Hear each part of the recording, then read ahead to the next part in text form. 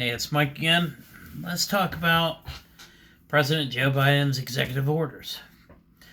Now, a good many of them are just undoing what Trump did. You know, uh, doing stuff for DACA, doing stuff that helps the environment, trying to get the COVID vaccine rolling in a better capacity because they lied to us about having a stockpile. Where's the stockpile? We don't have it. We got, we're going to get 20 million doses out before the end of the year. You got like 10 out. But anyway, digress. Just keep in mind Biden's taking over after a disaster with the pandemic. Yeah. But anyway, that's something people do need to remember before they go blame the Dems for everything. Anyway, but the big one for me is that he's canceling the Keystone Pipeline. And I know people are very upset about this. That it's money, it's jobs. The thing is, the oil that would be pumped out would be not, we wouldn't be buying it. It'd be sold to another country. It's not going to help our gas. We wouldn't be buying it. I mean, we wouldn't be using it. It'd be sold to another country. It's not going to help pay for gas at the pumps, which a lot of people are saying. Now, I know from working down in South Louisiana, the plants and sulfur and stuff like that, these jobs are usually temporary.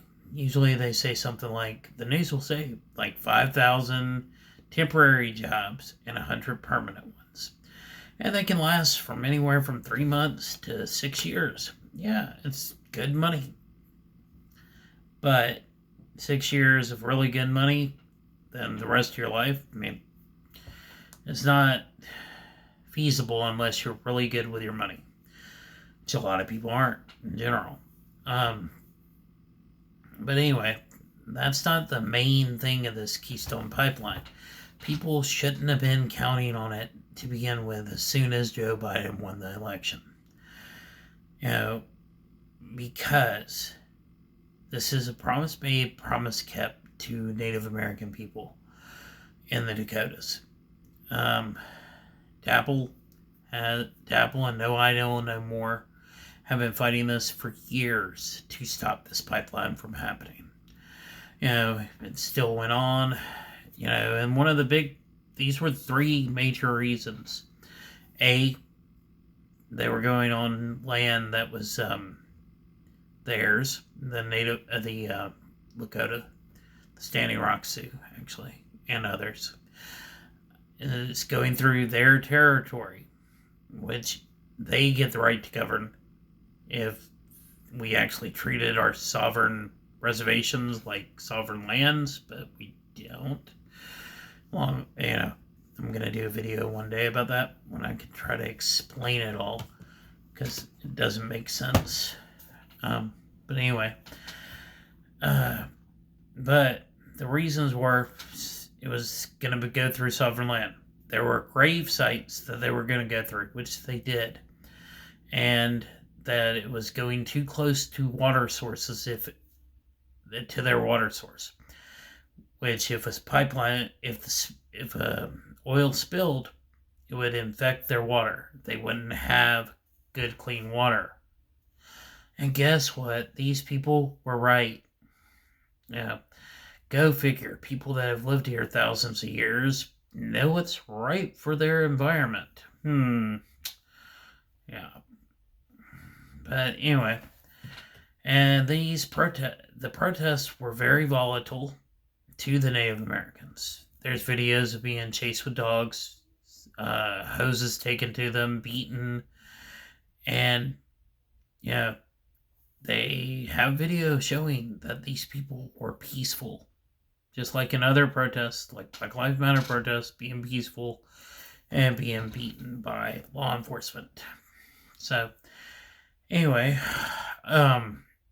so this is huge to me because it's a step in the right direction to acknowledge Native Americans have a voice and that it was heard.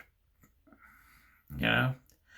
Um, but with pipelines and the oil industry in general, the world is changing. We're going for more renewable energy sources. The whole world is. They're going more green energy, green, not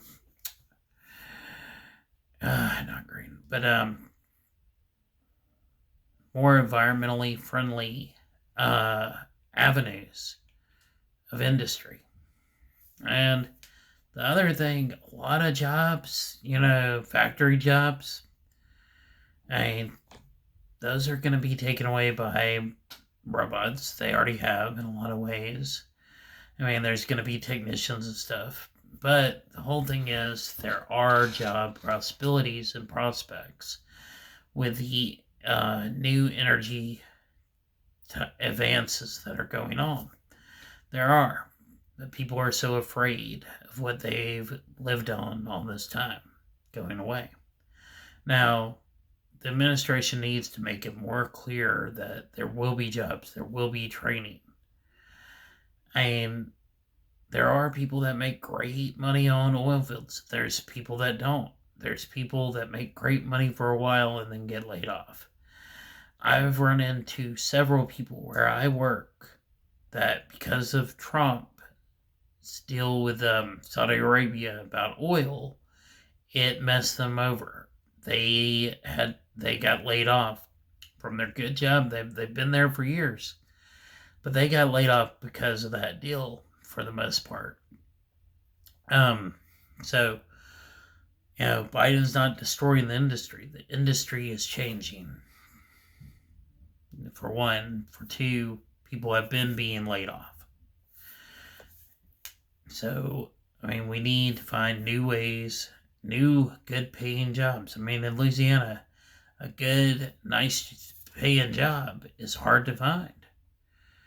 And I mean, Jindal really pushed it that, we don't need education, just put an oil rig here, oil rig there. Yeah, seriously, that's pretty much what he did say. You don't need an education in Louisiana.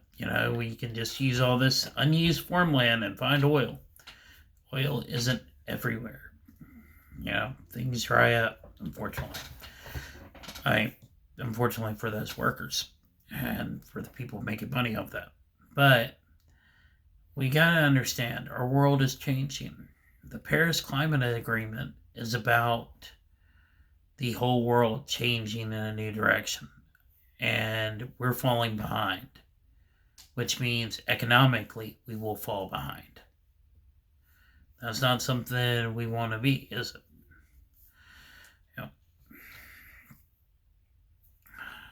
But one thing I will say, that Biden really needs to do something about the kids in the border in those, those camps, concentration camps, pretty much, which, I learned recently, real quick, that concentration camps and death camps aren't the same thing. I might seem stupid, but I didn't know there was a difference. So, but there is, and pretty much those are concentration camps, keeping kids in cages. And somebody tried to tell me that they're not cages, they're just big facility fences that they're staying in, like prison cells.